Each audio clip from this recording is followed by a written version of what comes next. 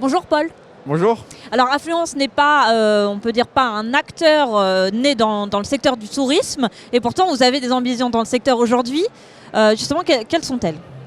Alors effectivement, initialement, Affluence n'était pas vraiment dans le tourisme qu'on avait développé les premiers clients. Néanmoins, c'est venu assez rapidement puisqu'on se rend assez vite compte que la question de l'affluence se pose dans tout type d'établissement qui accueille du public et en particulier les sites touristiques qui ont pour objectif d'accueillir des grands volumes de public.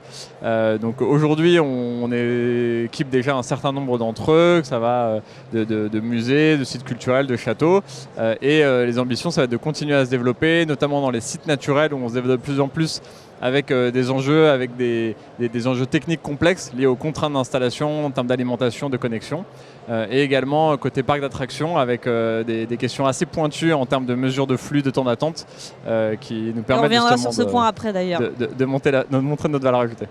Alors, donc par l'action et aussi les transports. Vous êtes aussi présent tout à fait dans les transports, ça fait le lien entre les deux effectivement, où la question de l'affluence se pose aussi et l'enjeu de mieux mesurer, lisser les flux, communiquer aux voyageurs a toute son importance. Donc par exemple à Lyon, effectivement, on a pu déployer une solution qui permet dans le métro de mesurer l'affluence et de la communiquer aux voyageurs à travers des LED de couleur vert, orange, rouge qui leur permet de se positionner le long du quai, là où il y a le moins de monde. Donc ça permet finalement de mieux se répartir, d'avoir plus de chances pour le voyageur d'avoir de la place et pour l'exploitant d'optimiser les temps de montée et descente et donc le cadencement des trains.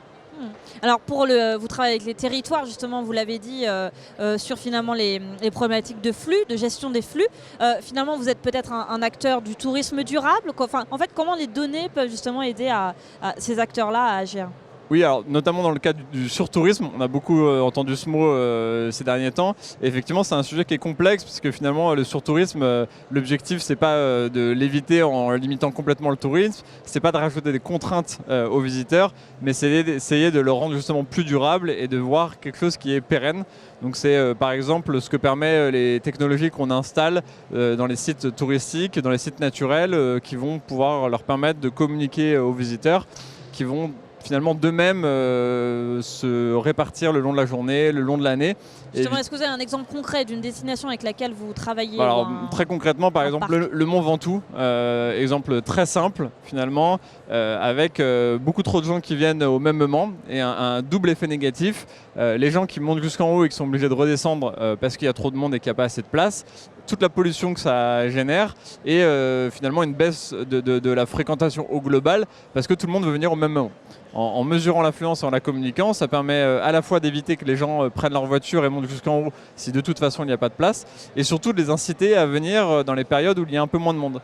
Donc finalement pour le site naturel c'est beaucoup mieux, finalement c'est beaucoup plus durable, et pour le visiteur c'est quand même des conditions d'accueil qui sont beaucoup plus agréables. Et comment vous mesurez justement cette influence ? Alors on a un capteur qui est placé et qui va à travers de l'intelligence artificielle et de la vidéo permettre de traiter les informations et compter le nombre de véhicules, la répartition par exemple sur un parking, et derrière la redistribuer aux visiteurs, soit à l'aide d'écrans par exemple, ou de nos propres supports. Et ça c'est une bonne illustration finalement de l'intérêt des visiteurs pour cette information. Sur nos plateformes mobiles et web, on totalise plus de 13 millions de consultations par mois. Donc ça illustre finalement l'engouement et l'intérêt des visiteurs pour cette information et l'impact que ça peut avoir derrière sur la fréquentation des sites. Mais quand vous travaillez par exemple avec un site, c'est en marque blanche finalement, c'est pas, les gens ne vont pas sur le site d'affluence ou l'application d'affluence ? Alors ils peuvent. L'objectif c'est vraiment de leur donner le plus de moyens possible pour toucher le visiteur. Donc ça va être justement nos plateformes, pour ceux qui ont l'habitude et qui sont très sensibles à ces questions-là et qui vont du coup y retrouver l'affluence de tous les sites dans lesquels ils veulent se rendre. Ça va être aussi finalement les supports de communication du client avec lequel on travaille, mais ça peut être aussi des partenaires. On a des partenaires médias, on a des partenaires par exemple avec les offices du tourisme qui sont un bon relais de cette information. L'intérêt étant que plus cette information est relayée, plus les gens y ont accès, mieux c'est à la fois pour le visiteur et à la fois pour l'exploitant. Alors vous avez parlé de parc d'attractions tout à l'heure, c'est justement une nouveauté pour vous. Alors il y a déjà pas mal d'acteurs qui se spécialisent sur ce créneau-là.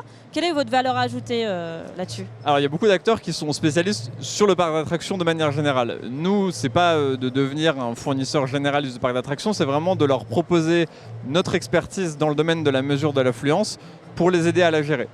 Typiquement, les files d'attente dans les attractions, c'est quelque chose de très complexe. Il y a des débits qui peuvent varier, des temps d'attente très importants avec des circuits d'attente très complexes et pas évidents à mesurer. Et donc là, l'objectif, c'est vraiment de leur proposer tout ce qui existe de plus pointu en termes de technologie pour pouvoir répondre à ces enjeux, mais également de pouvoir traiter l'affluence de manière générale à l'échelle de l'ensemble du parc. Finalement, quand on parle affluence dans un parc d'attractions, on imagine souvent les attractions elles-mêmes, mais il y a aussi tout ce qui va autour. Il y a l'entrée au parc, il y a le stationnement, la maintenance, les magasins, il y a aussi toute la partie restauration. Donc l'objectif, c'est vraiment de pouvoir proposer une solution de gestion de l'affluence. On reste sur cette expertise-là, mais à l'échelle de l'ensemble des sites du parc d'attractions où il y a un enjeu. Merci beaucoup. Merci.